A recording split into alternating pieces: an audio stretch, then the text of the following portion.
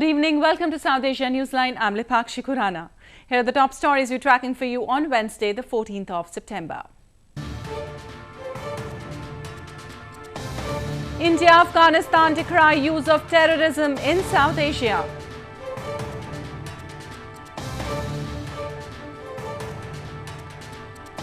Baloch people protest in New York, demand end to atrocities by Pakistan.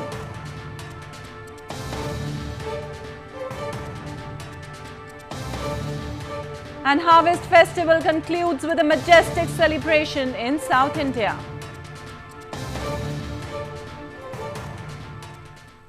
And now for all the details. Afghan President Ashraf Ghani arrived in India on a two-day visit on Wednesday. This is President Ghani's second visit to India as both the countries are working towards enhancing bilateral relations. Afghan President Ashraf Ghani landed in India on Wednesday to a warm reception in New Delhi.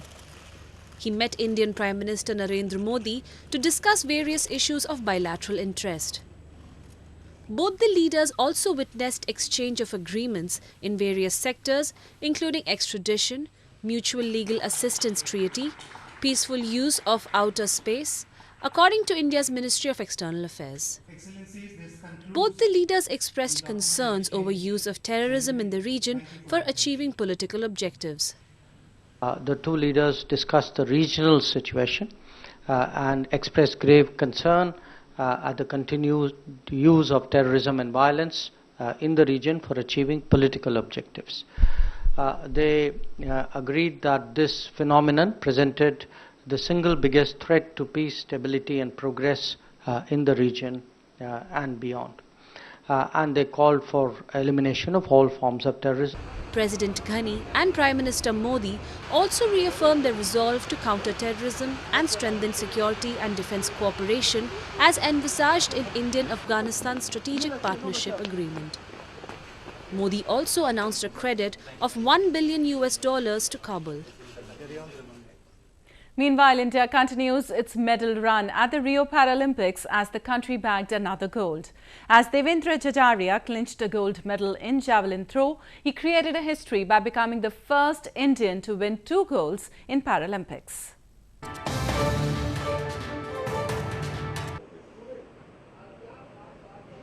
Celebrations broke out as Devendra Jajariya won a gold medal in the javelin throw F46 event of the Rio 2016 Paralympics. Family members rejoiced the moment as Jajariya broke previous world record created by himself.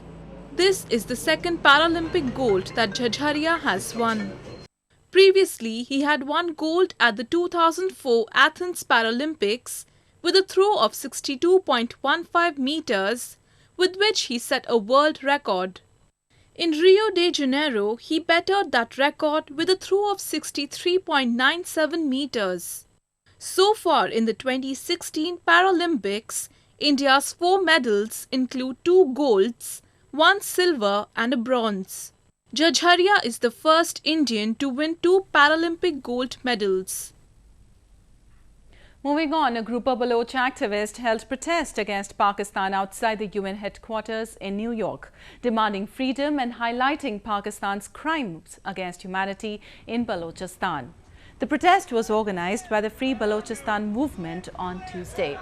Waving the flags of US and Balochistan, the protesters held banners and displayed dolls, smearing it with blood color to portray attacks on innocent children in Pakistan's southwestern Balochistan. Similar protests have been held in the past by Baloch activists against the human rights violations and atrocities by the Pakistan Army in the southwestern province. And moving on to news from Pakistan, people of Gilgit-Baltistan are raising their voice against the illegal taxation by the federal government of Pakistan. A report. The people of Gilgit-Baltistan are forced to pay heavy taxes to the administration, which turns a blind eye to their needs. The same grim situation has continued for years. Despite collecting taxes according to its own will, Islamabad has failed miserably in generating employment, providing infrastructure or containing inflation. Locals are demanding that all illegal taxes be immediately called off and GilgitBaltistan be made a tax-free zone. Gilgit-Baltistan में आयद किए जाने वाले तमाम taxes को फिलफौर ख़त्म किया जाए और उसके अलावा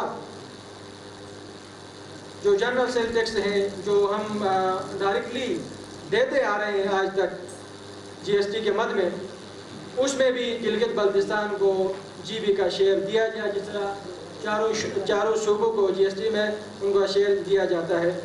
और साथ ही withholding tax, property tax, income tax समेत दीगर तमाम टैक्सेस जो कि गैर कानूनी और गैर इखलाकी हैं फौरी तौर पर वापस लिए जाएं। Gilgit-Baltistan is also rich in mineral resources. Pakistan earns billions in revenue annually from trade and transit, water resource exploitation, etc.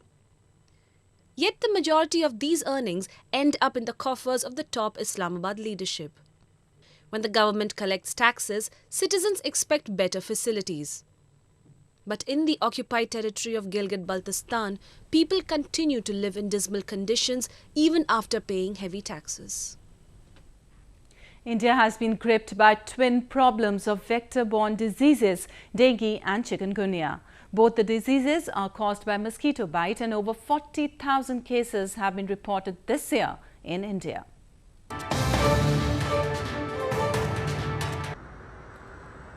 It is that time of the year when mosquito-borne diseases wreak havoc in India. Over 40,000 people in the country are affected from dengue and chikungunya. According to the National Vector-Borne Disease Control Program, around 27,879 cases of dengue have been reported across the country, and 60 people have succumbed to the disease till August 31.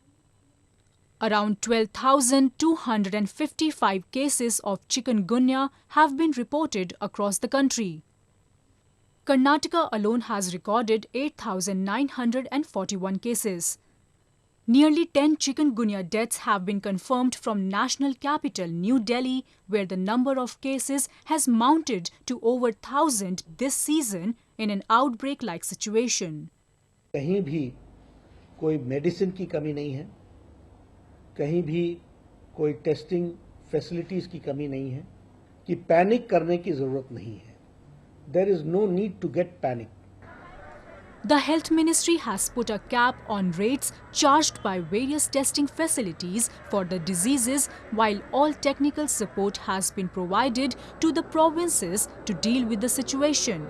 It has also urged people to cooperate in stopping the breeding of mosquitoes by maintaining cleanliness in and around homes, offices and schools.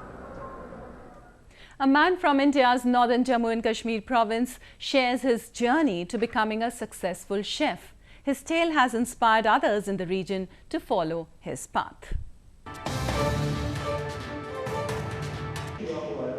Only a few people have the courage to follow their passion despite facing discouragement and hurdles.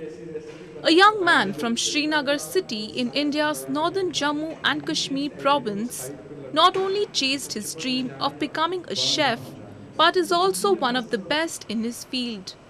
After completing his studies, he returned to the province to teach at a prominent college and train young talent with his knowledge and experience. Difficulties थी, but मैं डटा रहा और by grace of God, parents and other people who helped, और बहुत अच्छा जा रहा है. एंड बिलीव मी, जितने भी मैं शोज़ करता हूँ चाहे रेडियो पे या टीवी पे, लोग बहुत इंस्पायर होते हैं और पूछते हैं, और इस बात को लेके अब इस लाइन को एज अ करियर चुनने लगे हैं लोग, चाहे लोकल्स हो या बाहर के हो, चुनने लगे हैं और लोगों ने एक्सेप्ट किया है कि yes we can make a career in this line. At present, Rishi has a website where he helps people with new methods and techniques of cooking. His aim is to simplify the process and revive the practice of cooking authentic dishes from the province. India's southern Kerala province wore a festive look as people came out in large numbers on the final day of the harvest festival. It is celebrated with much fanfare and religious fervour.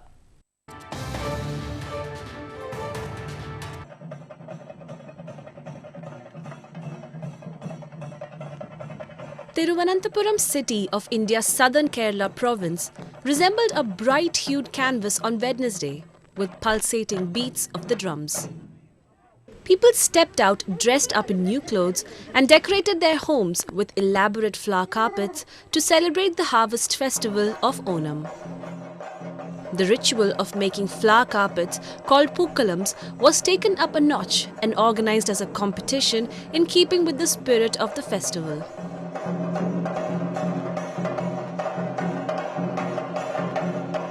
So Onnum is actually a cultural festival that we celebrate in Kerala. People of all religion, irrespective of religion, caste, creed, people come together to celebrate this festival. It's a very beautiful festival of flowers, festival of dance, everything. We have a dance called Tiruvadira, which everybody comes together. It's a part of Kerala tradition as well. Women wore off-white saris with gold border and performed the traditional dance to attain everlasting marital bliss. The dance is a celebration of marital fidelity and the female energy.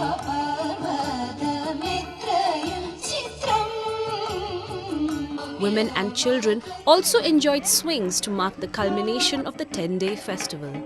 The merriment was followed by feasting, which includes a lavish spread of traditional curries and rice items among others, served on banana leaves. Well, that's the way it was in South Asia this evening. Before we conclude, the top stories once again. India-Afghanistan decry use of terrorism in South Asia.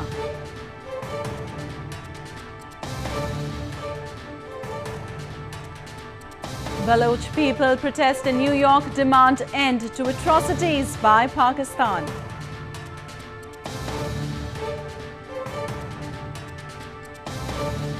And Harvest Festival concludes with a majestic celebration in South India.